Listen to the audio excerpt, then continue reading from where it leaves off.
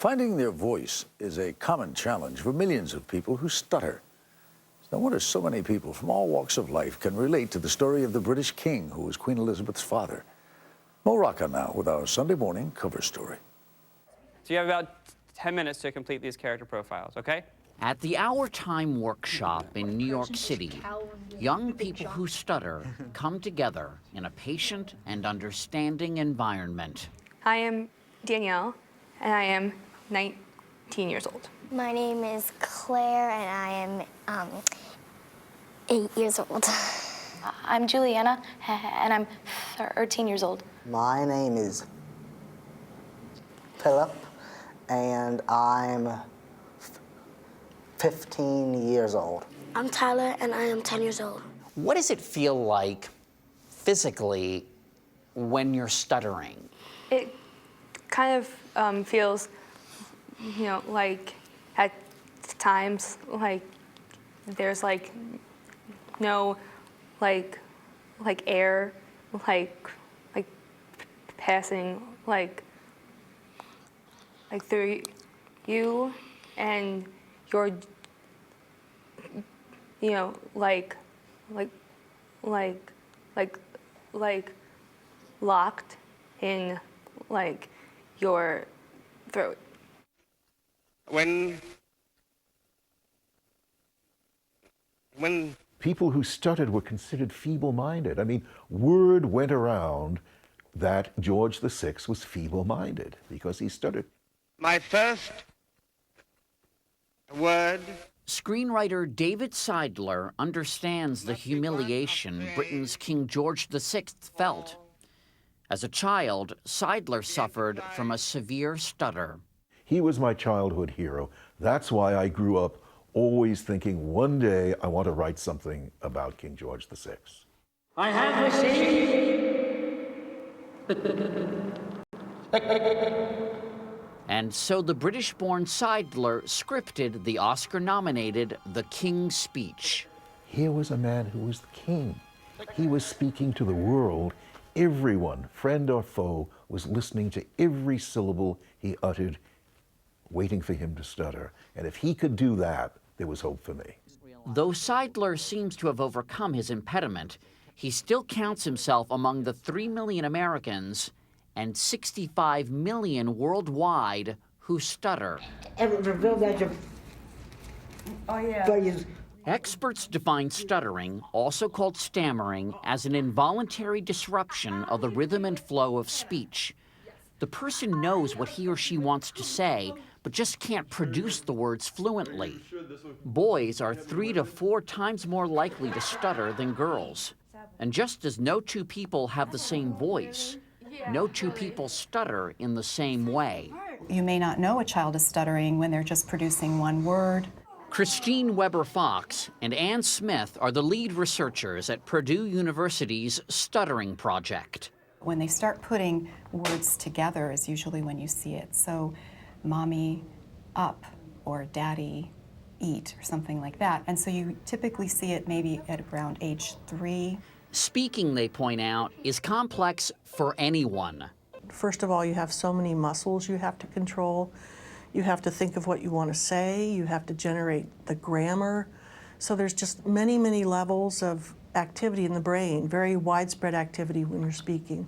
And it turns out that the emotional system also, the whole brain, everything in the brain is interacting, and so that impacts how we control our muscles. Over the course of 5 years, Smith and Weber-Fox are following 72 children who stutter, monitoring their brain waves and testing their motor skills. Some will stop stuttering, others will not. We don't have any good predictor of who are these children who are at really high risk for chronic stuttering. And so by the end of our project, we're really hoping that we'll be able to key in on what are those key things that might differentiate. I think just coming to therapy has built my self-confidence. Lee Caggiano became a speech therapist 20 years ago after her own son began stuttering. She used to meet parents who were certain they knew what caused their kid stuttering. What would a parent say typically back then? That they discipline their kid wrong, they toilet train their child wrong, they talk too fast, they talk too slow, they talk too much, they didn't talk enough. Something they did that must have caused the stuttering. Researchers don't know exactly what causes stuttering. The roots are neurological. It's not caused by anxiety. Studies show there is a genetic component. It runs in some families. But for Caggiano, what causes the stuttering isn't as important as the emotional impact. Is it fair to say it's more about making you comfortable with yourself than actually eliminating the stutter? Yeah, especially since eliminating the stuttering, for many people, the only way to do that is to stop speaking. Someone who is not speaking? The founder of Our Time, Taro Alexander. He was 11 when he realized he was a stutterer. I became obsessed with not stuttering. I mean, it really, from age 11 to about 26 years old, that was my #1 goal in life, was to just not let anyone know that I stuttered. And he developed an elaborate toolbox of tricks to mask his stuttering. Give me an example of some of the tricks you deploy. Oh, excuse me, it's just really... Oh, I thought maybe that was one of them. It is. Oh, really? Oh, yeah. I'm so sorry, I'm just really tired. I would yawn through a whole conversation because I would never stutter when I yawn. I would whisper a lot. I don't know what happened, but I lost my voice last night.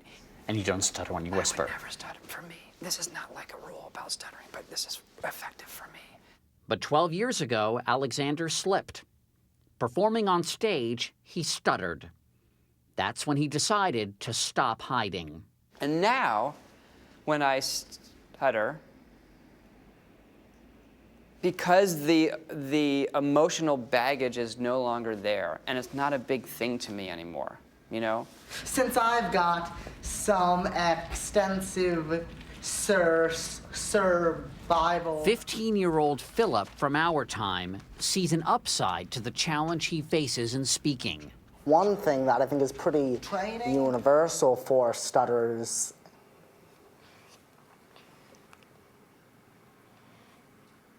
is that since we need to deal with this every single day of our lives, I think that everyone will agree that it really teaches compassion. Still, the most ordinary interactions can be fraught for stuttering kids and grown-ups alike. And there's a lot of experiences as a new dad, meeting other parents, having to say your kid's name. And, you know, that can be really hard. Do you sometimes have trouble saying your kids' names? Yeah, I do. For a long time, I thought, you know, I don't know that I want to have kids because I don't know what I would name them. Because I don't want to stutter on their name for their whole life, you know? I don't want to be that guy. I don't want to be that parent when everyone's introducing their kids' names. And not even for me, but for my kid. You know, what will my kid think of me when I can't say their name? You and your wife ended up giving your kids the names you wanted to give them. That's a great question. You know, we did. I don't want to put you on the spot and ask your boys' names, yeah. But what are your boys' names? Yeah, so my oldest son, his name is Jackson, and my youngest son's name is Walker. Those are great names. Thank you. Be bold, be brave, and be beautiful, right? Stuttering might alter a life, but Alexander believes it should never compromise it. When I say our time, you say our time, our time, our time. I'm interested in the medical field. When I say our time, you say rock it out, our time. I'm going to go to college to become a photojournalist. Our time. When I say our time, you say get loud, our time. Our time. When I say time, you say about time, our time. Our time. See y'all next week. Have a good one.